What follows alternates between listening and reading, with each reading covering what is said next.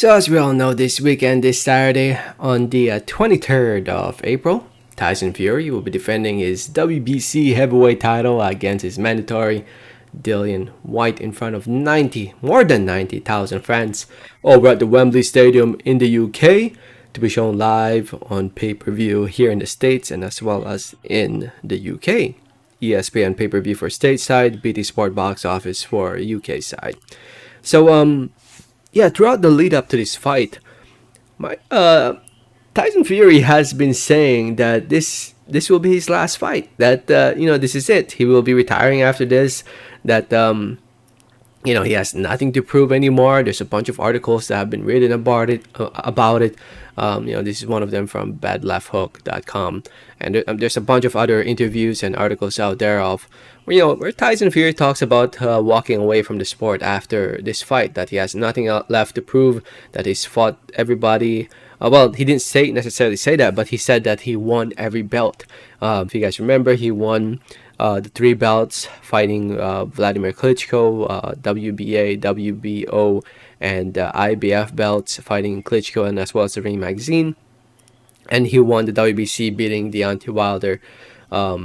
He's won all the belts, but he never had those belts at the same time. And that's the goal, to have all the belts in your hands at one point, at one time.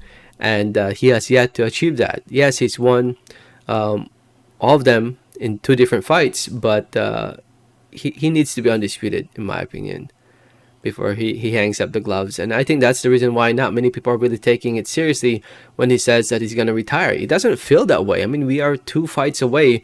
2 days away at the time of making this video from the fight. And, Fury is saying that this will be his last fight, but it does not feel like it's going to be his last fight. It feels like he's going to be around, sticking around maybe a year more after it. He needs to fight Joshua. I think that's the fight that needs to happen. It doesn't have to be Usyk. I think the Joshua fight, just needs to happen. I think that's the fight that needs to happen in the UK. It will sell no matter what. Even if Fury loses this fight coming up against Dillian Whyte, and if Joshua loses to Usyk again, I think a lot of people would still love to see Fury versus Joshua. It's just that it needs to happen. Those 2 fighters need to have each other's name on each of their resume before they retire. And Tyson Fury is not too old, man. That's another reason why nobody's really taking him seriously. Tyson Fury is what? 33 years old? 33 years old, turning 34 this year. He's not that old. He's not that old. I mean, he talks about Vladimir Klitschko, him retiring. He retired in his 40s. I mean, I know Tyson Fury wants to retire with his brain intact and him healthy and all that, which is a good thing. I'm not saying it's a bad thing. Retiring with your health is very important. But I'll say this though: if he retires, you gotta respect that, because he could have easily fought one more time for millions and millions of dollars. But he would decide, if he actually does retire. Another thing though that makes me think that if he seriously does retire, I don't think it got anything to do with not wanting to prove anyone anything anymore, this and that. I honestly think maybe something to do with Daniel Kinahan. If you guys know, there's a lot of controversy revolving around Kinahan and his organized crimes.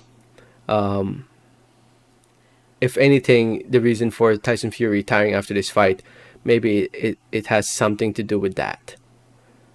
I think. I mean, nothing has been officially announced. Whenever they ask Tyson